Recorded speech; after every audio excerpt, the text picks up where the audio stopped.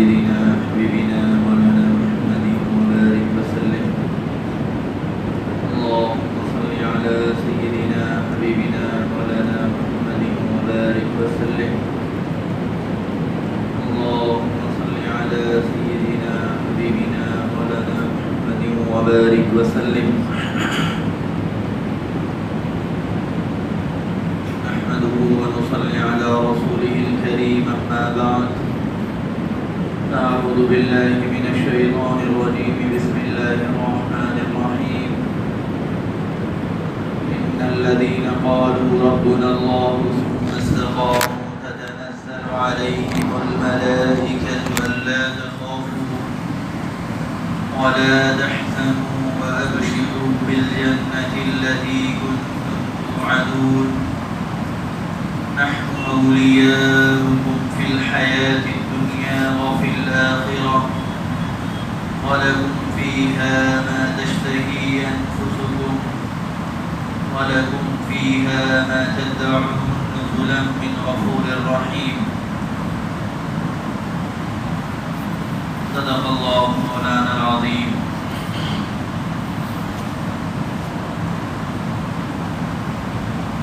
اس سے پہلے قرآن مجید کی ان آیات کو سمجھایا جائے، ان آیات کا مطلب آپ حضرات کو پڑھ کر سنایا جائے، کچھ دیر کے لیے اللہ کی طرف متوجہ ہوں، دل ہی دل میں شرمندہ ہوں، اپنے گناہوں پر معافی مانگیں، اللہ کی رحمت کو بلائیں، اللہ کی رحمت کو اپنی طرف متوجہ کریں،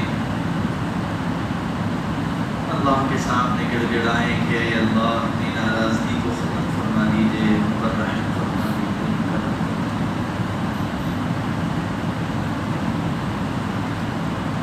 دل میں ارادہ کرو کہ آئندہ اللہ کی نافرمانی نہیں ہوگی.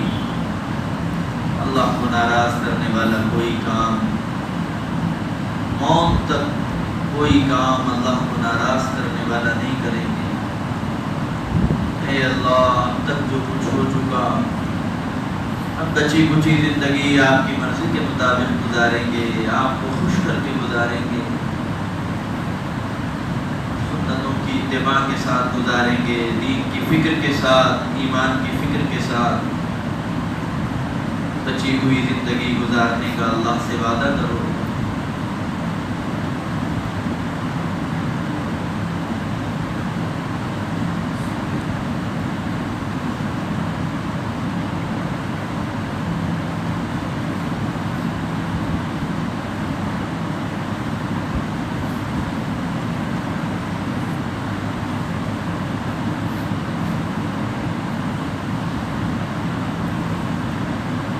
عزیزوں دوستوں،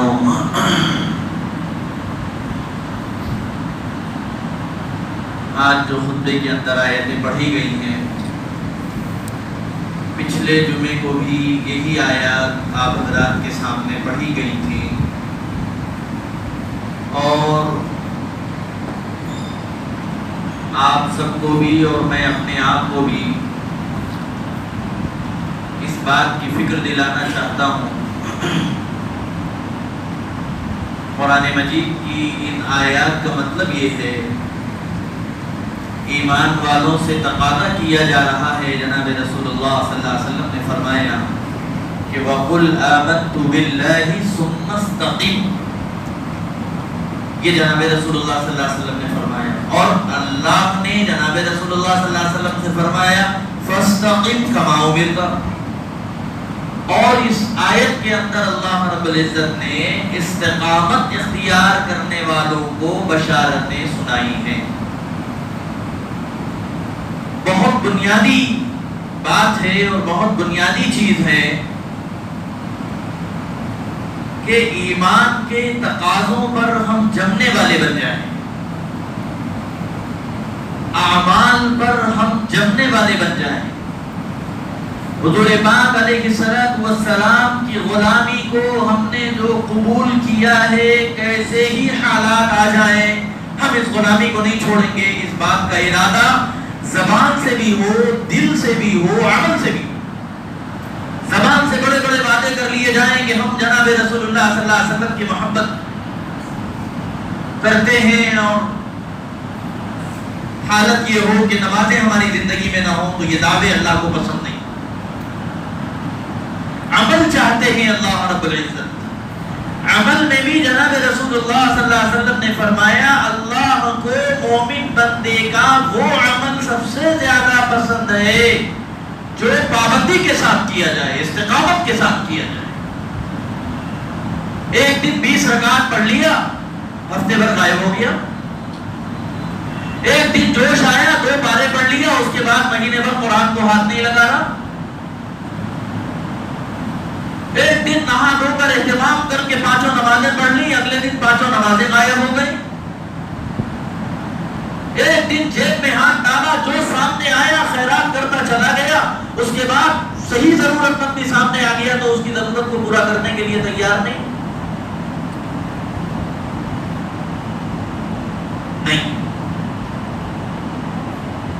یہ اللہ کو پسند نہیں۔ اللہ کو کیا پسند ہے؟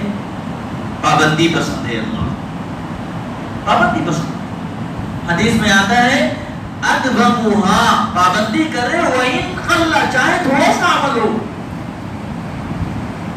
کثرت نہیں ہے اللہ کے پاس، اللہ کے پاس پسندیدہ ہے پابندی۔ اللہ کے پاس پسندیدہ ہے اعمال پر جمنا۔ اب آپ دیکھیے خود حضور پاک علیہ السلام کی مبارک زندگی، آپ علیہ السلام نے کلمے کا اعلان کر دیا مکے کے اندر، اے لوگوں لا الہ الا اللہ پڑھ لو کامیاب ہو جاؤ گے۔ اس اعلان کا کرنا تھا مکے کے سارے خاندان دشمن، خود آپ کا خاندان دشمن ہو گیا، سگا چچا دشمن بن گیا۔ تو کیا آپ علیہ السلام نے یہ کام چھوڑا، دین کا کام؟ کیا آپ نے قرآن اور حدیث کو چھوڑا؟ کیا آپ نے اللہ کے پیغام کو چھوڑا؟ آپ دین پر جمے رہے، ڈٹے رہے، نمازوں کی پابندی کرتے رہے، اللہ کے احکامات پر عمل کرتے رہے، یہاں تک کہ دشمن نے کیا کیا؟ آگے کہا اے محمد صلی اللہ علیہ وسلم، یہ سب کہیں کو کر رہے آپ؟ ہم آپ کو اپنا سردار مان لیتے ہیں، یہ چھوڑ دو دین کا کام۔ پیشکش کی گئی، حکومت کی پیشکش کی گئی کہ ہم آپ کو اپنا امیر، اپنا بادشاہ ماننے کے لیے تیار ہیں، آپ کے دین کا کام چھوڑ دو۔ اور پھر کہنے لگے کہ اے محمد صلی اللہ علیہ وسلم، آپ مکے کی جس لڑکی سے شادی کرنا چاہیں کر لیجئے، سب سے خوبصورت لڑکیاں ہم آپ کے قدموں میں لا کر ڈالنے کے لیے تیار ہیں، آپ یہ کام چھوڑ دیجئے۔ اللہ کے نبی نے اس پیشکش کو قبول نہیں فرمایا، حکومت ٹھکرا دی، صدارت ٹھکرا دی، گاؤں کا آپ کو امیر اور پنچایت کا آپ کو سرپنچ بنایا جا رہا تھا، ہماری زبان میں، تیلگو زبان، اردو زبان میں ہم کہیں سرپنچ بنایا جا رہا تھا، M L A M P بنایا جا رہا تھا، مکے کا آپ کو بادشاہ بنایا جا رہا تھا۔ سب سے خوبصورت لڑکی سے شادی کرنے کے لیے مکے والے تیار تھے کہ محمد صلی اللہ علیہ وسلم آپ جس لڑکی سے کہیں گے اس سے آپ کی شادی ہم کر دیں گے، آپ اس کام یہ تو پیشکش تھی، آفر تھا، انگلش میں کہیں گے آفر۔ حکومت دینے تیار تھے، لڑکی دینے تیار تھے، سب سے خوبصورت لڑکی سے شادی کرنے کے لیے تیار تھے، اور دوسری طرف مکے والوں نے کیا کیا؟ آپ علیہ السلام کے دشمن بن گئے، آپ کا جینا مشکل کر دیا،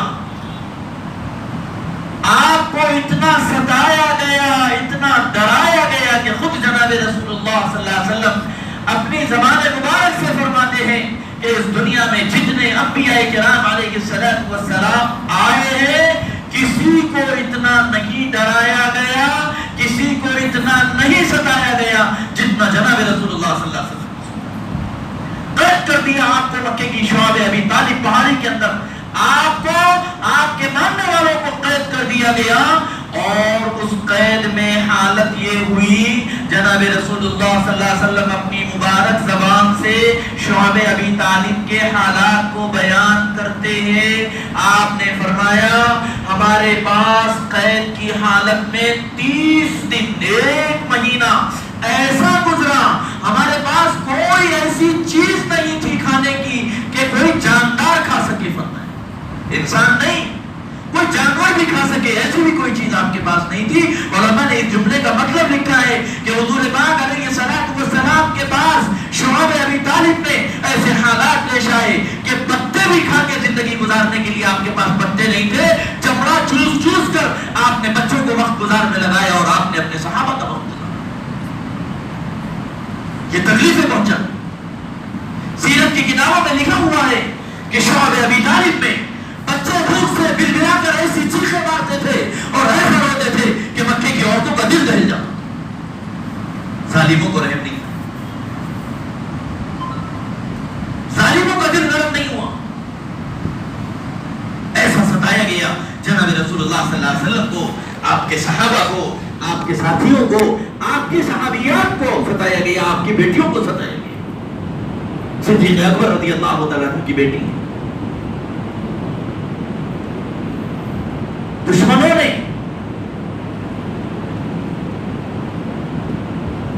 کھلے میدان میں مکے میں حضرت سمیہ کے 2 ٹکڑے کر چیر دیا گیا. حضرت سمیہ رضی اللہ تعالیٰ عنہ کو، میری اور آپ کی بہن سمیہ نے دامن نبی کو نہیں چھوڑا، اللہ کے دین کو نہیں چھوڑا، قرآن کو نہیں چھوڑا، جان دے دی، چیر دیا گیا، ختم کر دیا گیا. کلمہ پڑھتی ہوئی میری اور آپ کی بہن اس دنیا سے اللہ کو راضی کر کے چلی گئی. اسے کہتے ہیں استقامت. کوئی اللہ کے نبی کا ساتھی شعب ابی طالب میں ایمان سے نہیں پھرا، ایمان سے نہیں پھرا، اللہ کے فیصلوں پر راضی رہا. دشمن جتنی تکلیفیں پہنچاتے رہے، ان دشمنوں کی تکلیفوں کو آپ کے ساتھی اور خود جناب رسول اللہ صلی اللہ علیہ وسلم قبول کرتے رہے.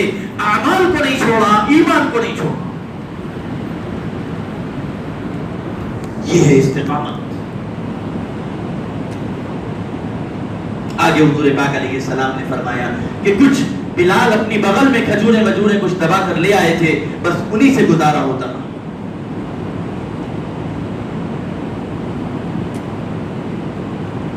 تو عزیزوں دوستوں، حضور پاک علیہ السلام بھی فرما رہے ہیں قُلْ آمَنْتُ بِاللَّهِ ثُمَّ اسْتَقِمْ. تم ایمان لے آئے ہو تو پھر ایمان پر جم جاؤ، استقامت اختیار کرو. ایمان پر جمنے کا مطلب کیا ہے؟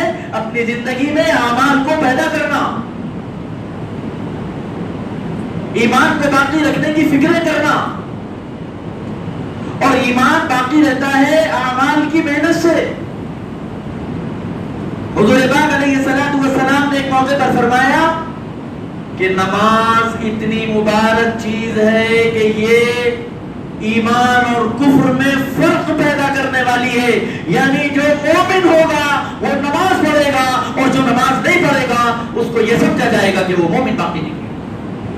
اور پھر جب آدمی نماز کو چھوڑتا ہے اور اعمال کو چھوڑتا ہے تو پھر شیطان اسے انگلی پکڑ کر اپنے جو ہے اپنا دوست بنا کر چلتے چلتے چلتے اس کو جہنم کے راستے پر لے جاتا ہے، اور ایمان سے محروم کر کے موت کے وقت بھی آ کر اپنا دوست بنا کر اسے جہنم میں لے جاتا ہے. عزیزوں دوستوں، ضرورت اس بات کی ہے کہ ہم ایمان پر جمنے والے بنے، اعمال پر جمنے والے بنے. حالات کیسے ہی آ جائیں ایمان کو نہیں چھوڑنا ہے، حالات کیسے ہی آ جائیں اعمال پر جمنے کی کوشش کرنا ہے. ہم سمیہ کے بھائی ہیں، ہم بلال کے بھائی ہیں، ہم جناب رسول اللہ صلی اللہ علیہ وسلم کے امتی ہیں، ہم خباب کے بھائی ہیں، حضرت خباب ہیں. آپ ایمان لے کر آئے، آپ نے حضور پاک علیہ السلام کی غلامی کو قبول کیا. مکے کے سرداروں نے، مکے کے دشمنوں نے، مکے کے کافر اور مشرکوں نے کیا کیا؟ خباب کو پکڑا، اور پکڑنے کے بعد ان کے ہاتھوں پیروں میں رسی باندھی گئی اور ان کے سینے پر پتھر، بڑا پتھر جسے اردو میں پہاڑ کہہ سکتے ہیں، चट्टान कह सकते हैं, वो आपके सीने पर रखा जाता और आपको मक्के की गलियों में घसीटा जाता और दुश्मन आपसे कहता, खब्बाब हुजूर की गुलामी को छोड़ दे, खब्बाब मोहम्मदुर रसूलुल्लाह को मानना छोड़ दे, खब्बाब अल्लाह को मानना छोड़ दे। खब्बाब कहते, अहद अहद, खब्बाब ने अल्लाह को नहीं छोड़ा, अल्लाह के नबी को नहीं छोड़ा, दीन को नहीं छोड़ा, ईमान को नहीं छोड़ा, नमाजों को नहीं छोड़ा। खब्बाब अपने दीन पर कायम रहे, जमे रहे, जालिम जुल्म करता रहा। खब्बाब अपने अल्लाह को पुकारता रहा। अजीजों दोस्तों, ये बात आपको इसलिए समझाई जा रही है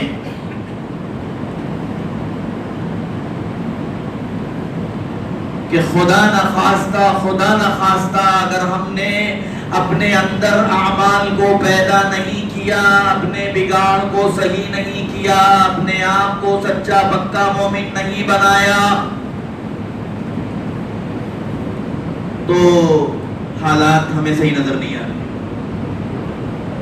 दुश्मन ने आपकी तबाही का प्लान तैयार कर लिया है।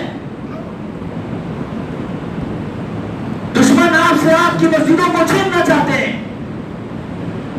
अभी आप अदालतों का फैसला देख लीजिए, क्या फैसला आया है वापी की मस्जिद का, ज्ञान वापी की जो मस्जिद के फैसले आ रहे हैं, मस्जिद के फव्वारों को शिवलिंग बताया जा रहा है। अदालतें कबूल कर रही हैं इन चीजों। ऐसे हालात में हमारी और आपकी जिम्मेदारी बढ़ जाती है। अब हमारी और आपकी जिम्मेदारी क्या है? हमारी आपकी जिम्मेदारी ये है कि हम मस्जिदों को आबाद करने वाले बने। मस्जिद की हिफाजत का सबसे बेहतरीन तरीका यह है कि मुसलमान नमाजी बन जाए, खुद ब खुद उनकी मस्जिदें महफूज हो जाएंगी। हमारी मस्जिदों का हाल बहुत बुरा है, बहुत बुरा हाल है हमारी मस्जिदों का। हमारी मस्जिदें खाली हो चुकी हैं। ऐसे समझो हमने खाली कर दिया, भाई आओ ले लो। ये मोमिन, ये हमारी, इसका मतलब ये है कि हम अपनी जिम्मेदारी को अदा नहीं करते। हम एक मोमिन हैं। अल्लाह के घर की हिफाजत हमारी जिम्मेदारी है। दीन पर जमना पड़ेगा, वरना हालात ऐसे आ रहे हैं कि रोजाना एक फैसला मुसलमानों के खिलाफ, दीन के खिलाफ, कुरानी अहकामात के खिलाफ, शरीयत के अहकामात के खिलाफ हमारे सामने रोजाना एक फैसला आ रहा है। उसके बावजूद हमारी गफलतों का हाल ये है, हम दीन पर आने के लिए तैयार नहीं, हम दीन को बचाने के लिए तैयार। हमारे खिलाफ कोई फैसला आता है मस्जिद के खिलाफ, हम रोडों पर बैनर लेकर खड़े हो जाते हैं मस्जिद के तहफ्फुज़ के लिए, और अज़ान होती है, नमाज का वक्त होता है, हमारी मस्जिदें खाली हैं, तो दुश्मन पागल नहीं है। दुश्मन आपके हालात को देख रहा है, तभी तो उनकी हिम्मतें बुलंद हो रही हैं। अगर हमने अपनी मस्जिदों को नहीं भरा और अपनी मस्जिदों की हिफाजत का सामान नहीं किया, अजीजों दोस्तों, हालात बद से बदतर होते जा रहे हैं।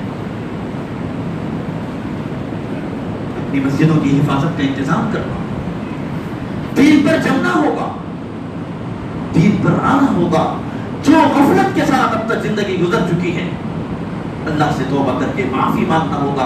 अल्लाह गफूरुर रहीम है, अल्लाह माफ करने वाले हैं, अल्लाह मदद करने वाले हैं। अजीजों दोस्तों, हम सुमैया के भाई हैं, हमें अपनी जान की कुर्बानी के लिए तैयार हैं। हम खब्बाब के भाई हैं, हमें इस चीज के लिए तैयार होना होगा कि अगर हमारे सीनों पर पत्थर रखकर गलियों में घसीटा जाए दुश्मन की तरफ से, और ये कहा जाए कि नमाज छोड़ दो, दीन छोड़ दो, अल्लाह के नबी का दावत छोड़ दो, अल्लाह को छोड़ दो, हमें अपने आप को इतना मजबूत बनाना होगा कि अगर खब्बाब जैसे भी हालात आ जाए, हम अपनी जान तो दे दें, लेकिन हम ईमान देने के लिए तैयार। हमारे मुल्क में मुसलमानों की हालत बहुत बद से बदतर है। हमारा दुश्मन खौफ की सियासत खेलता है, डराने के काम किए जाते हैं, और पूरे मुल्क से इस किस्म की रिपोर्टें आ रही है कि मुसलमान خوف کا شکار ہو کر دین کو چھوڑنے کے لیے تیار. حالات بہت خطرناک ہیں. ہمیں اللہ نے ابھی موقع دیا ہے کہ ہم دین پر جم سکتے ہیں, ہم استقامت اختیار کر سکتے ہیں, ہم اللہ کے گھروں کو آباد کر سکتے ہیں. ہمارے پاس ابھی موقع ہے. اگر ہم نے اپنے اس موقع کی قدر نہیں کی اور اگر ہماری مسجدیں خالی رہیں تو پھر بعد میں رونے سے کوئی فائدہ نہیں ہے. وہ رونا ہمارا ایکٹنگ ہوگا, صرف رونا کافی نہیں ہوگا, عمل کی ضرورت ہے. صرف بینر کافی نہیں ہوں گے, مسجدوں کو آباد کرنا اتنا بڑا عمل, اتنا آسان عمل نماز کا اللہ نے مسلمانوں کو دیا. اور سب سے زیادہ غفلت ہماری نمازوں کے سلسلے میں ہوتی ہے. اللہ کے گھروں کی کوئی فکر, اللہ کے گھر کی آبادی کی کوئی فکر. عزیزوں, دوستوں, ہزاروں واقعات, میں اتنے واقعات آپ حضرات کو سنانے کے لیے سوچ کر آیا تھا کتابوں میں سے چن چن کر, وقت نہیں ہے. ہمیں خلاصہ اس کا یہی ہے کہ ہمیں ایمان پر جمنا ہوگا, کیسے ہی حالات آ جائیں. حضرت سمیہ کی مثال ہمارے سامنے, خباب کی مثال ہمارے سامنے ہے رضی اللہ, حضرت بلال کی مثال ہمارے سامنے. میرے عزیزوں, دوستوں, استقامت اختیار کرو. آ جاؤ نمازوں پر, آ جاؤ اللہ کو گھر کو آباد کرنے کے لیے.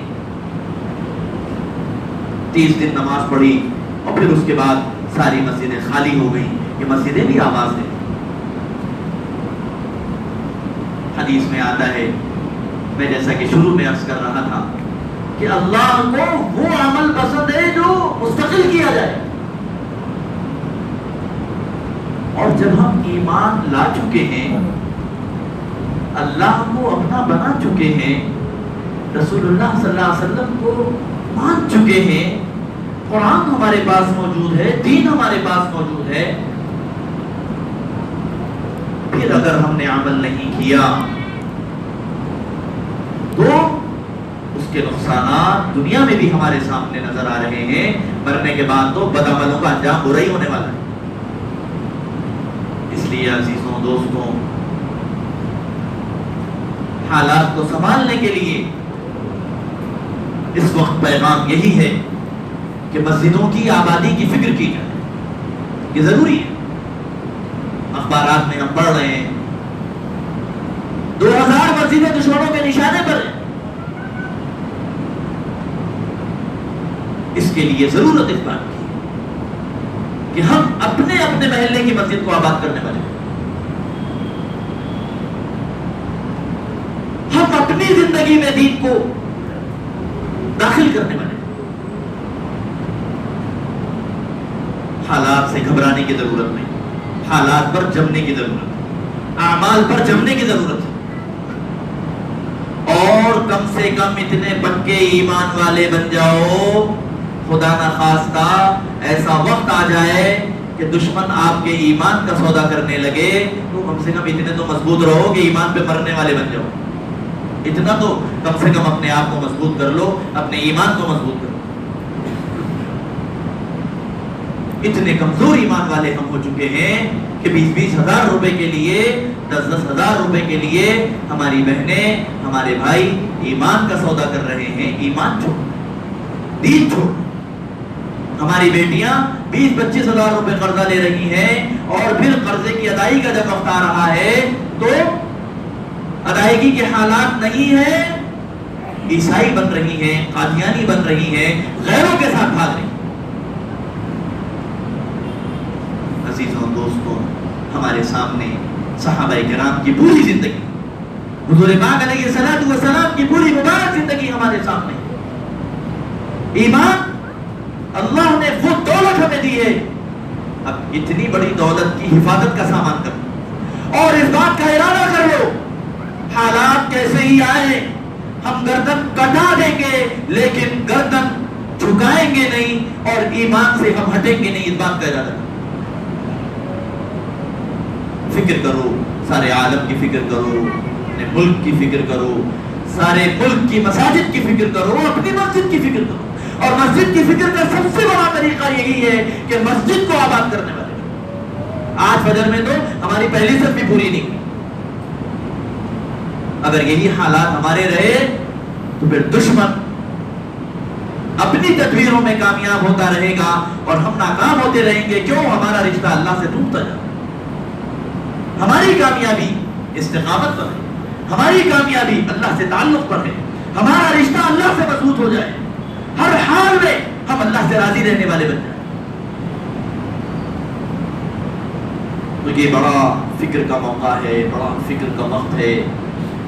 بہت حالات تیزی کے ساتھ پورے ملک میں بھی، پورے انسانیت ختم ہو گئی. ورنہ ہمارا ملک اتنا پیارا مذہب تھا، اتنا پیارا ملک تھا، اتنے محبت والے لوگ ہمارے ملک میں رہتے تھے کہ مسجدوں کی جھاڑو مندر والے لگاتے تھے اور مندروں کی نگرانی مسجد والے کرتے تھے. اتنا پیارا ملک تھا ہمارا. دشمنوں نے ہماری اس محبت کو ختم کر کے گنگا جمنی تہذیب کو آگ لگا کر نفرتوں کا بیج ڈالا، نفرتوں کا بیج ڈالا. اسی لیے اب جو فیصلے آ رہے ہیں وہ نفرتوں والے فیصلے ہیں. ان فیصلوں کو دیکھ کر سمجھ میں آتا ہے کہ یہ فیصلہ کرنے والے کا دل نفرت سے بھرا ہوا ہے. عزیزوں، دوستوں، بہت فکر کرنے کی ضرورت ہے. اپنی بھی فکر کرنے کی ضرورت ہے، اپنے ملک کی فکر کرنے کی ضرورت ہے. خدا کے لیے ہم بار بار آپ کو اس بات کی طرف توجہ دلانا چاہتے ہیں، اپنی مسجدوں کو بھرنے کی. اگر ہم نے اپنی مسجدوں کو آباد نہیں کیا تو دشمن ہماری مسجدوں کو لے لینا چاہتے ہیں اور پھر بعد میں رونے سے کوئی فائدہ نہیں. اللہ سے اپنا تعلق قائم کرو، راتوں کو رونے والے بنو، گڑ گڑانے والے بنو. اللہ کا گھر قربان ہوتا رہے اور ہم چین کی نیند سوتے رہیں، یہ ہمارا کام نہیں. اس فیصلے کے بعد مسجدیں ہماری بھرنی چاہیے تھی، مسجدوں کی حفاظت کے لیے مشورے ہونے چاہیے تھے، نوجوانوں کو آگے آنا چاہیے تھا. ہمیں اپنے بستروں پر نیند نہیں آنی چاہیے تھی. لیکن کوئی کام نہیں ہو، سب کام الٹے ہو رہے ہیں. ہمیں خوب نیند آ رہی ہے، کوئی مشورہ نہیں ہو رہا، کوئی مسجد کی آبادی کی فکر نہیں ہو رہی، کوئی مسجدوں کو نمازوں کو آنے کے لیے تیار نہیں ہے. سارے کام الٹے ہو رہے ہیں. سب کچھ اپنی آنکھوں سے دیکھنے کے بعد، خوب سمجھنے اور خوب حالات کے معلوم ہونے کے بعد بھی اگر یہ ہماری غفلت ہے تو پھر میرے عزیزوں، دوستوں، ہماری بربادی کا سامان ہم خود اپنے ہاتھوں پہ ہو سکتے. اللہ کی مدد اعمال والوں کے ساتھ. ہمیں ایمان کے ساتھ ساتھ اپنی زندگی میں اعمال کو زندہ کرنے کی کوشش کریں. اللہ سے ہمارا تعلق ہو، ہم اللہ کے سامنے رونے والے ہوں. اللہ کا ایک گھر قربان ہو گیا اور ہمارے گھر کے برابر میں اللہ کا گھر ہے، ہم نے اس کی بھی آبادی کی اگر فکر نہیں کی، عزیزوں، دوستوں، کل خدا کے سامنے ہم جواب دیں. اب تک جو غفلت ہو چکی ہے، جو اللہ کے گھر سے دوری ہم دکھا چکے ہیں، اللہ کو توبہ کی ضرورت ہے، اللہ سے معافی مانگنے کی ضرورت ہے. ہم اپنے اپنے مقامات پر، ہمارے اپنے مقامات پر جو اللہ کے گھر ہیں ان کی آبادی کی فکر کریں اور پورے ملک کی مساجد کی حفاظت کے لیے اللہ سے دعا کریں. اللہ رب العزت نے جناب رسول اللہ صلی اللہ علیہ وسلم کے غزوات میں فرشتوں کو اتار کر اپنے گھروں کی حفاظت فرمائی ہے، ایمان والوں کی حفاظت فرمائی ہے. ان واقعات کو اگر سنایا جائے گا تو آپ کی عقلیں کھل جائیں. اسی لیے ضرورت اس بات کی ہے کہ اللہ کی مدد کو بلانے والے اعمال ہوں اور پورے ملک کی حفاظت کے لیے دعائیں ہوں. اللہ پاک ہماری اس تڑپ کو، ہماری اس فکر کو اللہ پاک قبول فرمائے اور سب کو فکر کرنے کی اللہ پاک توفیق عطا فرمائے. وآخر دعوانا الحمدللہ.